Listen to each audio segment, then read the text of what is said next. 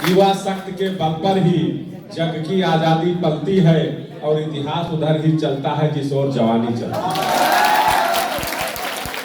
आज नेहरू युवा केंद्र बलरामपुर के द्वारा आयोजित जिला स्तरीय पड़ोस युवा संसद में और हमारे बीच में आदरणीय शिव कुमार द्विवेदी जी, जो बहुत ही हर विषयों के प्रखर वक्ता और ज्ञाता हैं, तो आज मैं इस कार्यक्रम का मुख्य अतिथि स्वयं अपने विशेषाधिकार से उनको घोषित करता हूं। आदरणीय शिव कुमार द्विवेदी जी को उस कार्यक्रम की हमारी जिला युवा अधिकारी आदरणीय मनीषा रानी जी, आदरणीय श्री जिलेदार पांडे जी, योगेश तिवारी जी, देवेंद्र सर जी और हमारे सामने बैठे हुए हमारे बेटे के समान, हमारी बेटी के समान सभी छात्र छात्राएं, मैं आज इस कार्यक्रम में सबके बहुत मैं सबका हार्दिक अभिनंदन करता हूं। हम आप जानते हैं कि हमारा ये बलरामपुर जनपद उत्तर प्रदेश के उन 8 पिछड़े जनपदों में है जो कहीं ना कहीं मूलभूत सुविधाओं के कमी के कारण नीति आयोग ने हमको एक्सप्रेशनल डिस्ट्रिक्ट के रूप में नामित करने का काम किया। लेकिन आज देश के यशस्वी प्रधानमंत्री माननीय मोदी जी और प्रदेश के यशस्वी मुख्यमंत्री माननीय योगी जी ने जिस मेहनत से अपने दृढ़ इच्छा शक्ति से आज उन्होंने बलरामपुर ही नहीं उत्तर प्रदेश के उन 8 जनपदों को भारत के नंबर 1 जनपद बनाने का काम किया। वो मूलभूत सुविधा कौन सी हो सकती है?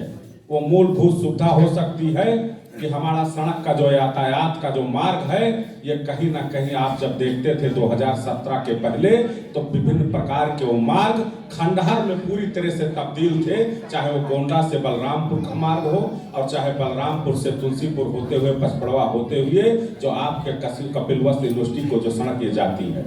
आपने देखा होगा कि बाढ़ के मौसम में यह सड़कें बड़े बड़े पुलों पर पानी आ जाने के कारण एक सप्ताह नहीं लगभग महीनों भर वहां आवागमन बाधित रहता था।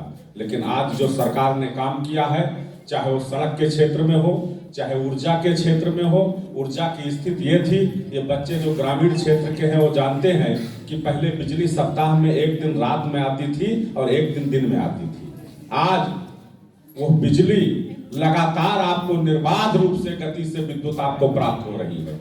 और यही कारण है कि जो हमसे विकसित लोग कहलाते हैं, केरल हो, कर्नाटक हो या अन्य राज्य हो, जो शिक्षा के क्षेत्र में अपने आप को एक अगले आयाम पर माना जाता है, लेकिन आज योगी जी के नेतृत्व में कोरोना जैसी भीषण त्रासदी, जिस त्रासदी के आने के बाद यह लगा कि ये दुनिया रहेगी कि जाएगी, हमसे अपनों से मुलाकात होगी कि नहीं होगी, यह सब संशय की स्थिति बनी हुई थी। लेकिन जो भारत विश्व के बड़े बड़े शक्तिशाली जो राष्ट्र हैं, जो अपने आप को बहुत शक्तिशाली मानते हैं, चाहे वो शिक्षा के क्षेत्र में हो, चाहे वो अन्य प्रकार के सैन्य सुविधाओं के माध्यम से हो, लेकिन भारत ने ये करके दिखाया कि विश्व के वो बड़े बड़े शक्तिशाली राष्ट्र कोरोना जैसी महामारी को खत्म करने के लिए वैक्सीनेशन का आविष्कार नहीं कर पाए। हमारे देश के डॉक्टरों ने, हमारे देश के वैज्ञानिकों ने सबसे पहले कोरोना जैसी भीषण महामारी को खत्म करने के लिए वैक्सीन जैसा उपकरण हम लोगों के बीच में लाने का काम किया, और जिसका नतीजा ये है कि हम आप आज खुले आसमान में एक दूसरे से बात कर रहे हैं। और यही कारण है आज जो योगी जी ने कोरोना जैसी भीषण महामारी को खत्म करने के लिए आज जो वैक्सीनेशन का काम है, वो केरल जैसे राज्य में अभी समय से पूरा नहीं हो पाया है।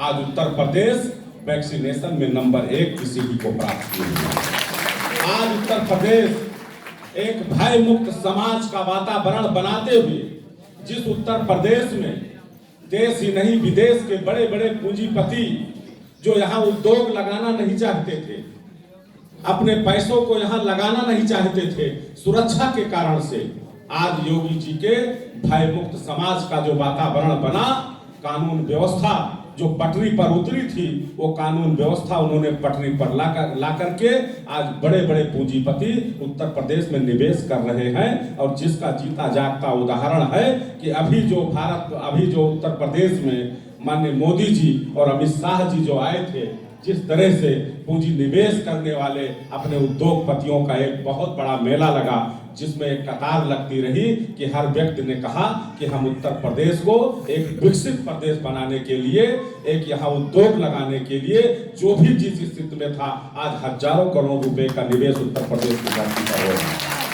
मैं अपने बच्चों से ये कहना चाहता हूँ कि ये समय जो आपका है, ये समय आपके बनने और बिगड़ने का है। अगर हम चाहे भी कि हमारा बचपन आपकी उम्र से लौट आवे तो लौट नहीं सकता, इसलिए समय को परखना बहुत जरूरी है। और समय यह कहता है कि हम अच्छी शिक्षा को ग्रहण करें, और अच्छी शिक्षा तब हम ग्रहण कर सकते हैं जब अपने माता पिता के उस व्यवस्था को देखने के लिए हमारी निगाह जाएगी।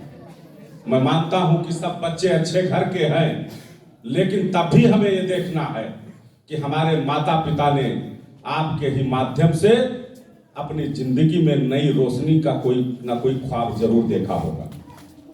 उन्होंने सोचा होगा कि बेटा अगर पढ़ लिख करके अच्छी नौकरी करेगा, आईएएस बनेगा, आईपीएस बनेगा, डॉक्टर बनेगा, इंजीनियर बनेगा, अच्छा नेता बनेगा, तो निश्चित तौर पर उनकी जिंदगी में परिवर्तन आएगा। तो कहीं ना कहीं हमारी बेटियां जो बैठी हुई हैं, इन बेटों से आगे हैं, ये मैं कह सकता हूं। आज हर क्षेत्र में अंतरिक्ष से लेकर के समुद्र तक और यहां तक कि भारतीय खेलों के माध्यम से, चाहे वो रेसलिंग हो, चाहे बैडमिंटन हो, चाहे अन्य कोई खेल हो, इन हमारी बेटियों ने विदेश की धरती पर भी भारत के तिरंगा को फहराने का काम किया। आज मैं इस अवसर पर अपने नेहरू युवा केंद्र के जितने भी हमारे अधिकारी कर्मचारी मौजूद हैं, मंचासीन हमारे नेतागण मौजूद हैं, और हमारे सामने युवा संसद बैठी हुई है, तो यह तय करना है कि हमें भारत को एक स्वच्छ भारत, एक स्वस्थ भारत और एक हरा भरा भारत बनाना है, जिसका सपना माननीय नरेंद्र मोदी जी ने सोचा है। आओ हम सब मिल करके अपने देश को, अपने प्रदेश को, अपने गांव को एक आत्मनिर्भर बनाने का जो सपना हमारे नेताओं ने सोचा है, आओ हम सब मिल करके उनके संकल्प को पूरा करने का काम करें। बस इतना ही कहना चाहता हूं। किसी ने कहा है कि खुदी को कर बुलंद इतना कि हर तदबीर से पहले खुदा बंदे से पूछे, बता तेरी रजा क्या है। मेहनत इतनी करनी है कि सफलता जो है वो आपका कदम चूमेगी। इसी शुभकामना के साथ बहुत बहुत धन्यवाद। जय हिंद, जय भारत। एक बार जोर से नारा लगाएंगे, भारत माता की, भारत माता की। धन्यवाद। जय श्री राम। धन्यवाद सर। आपको बड़ी देर से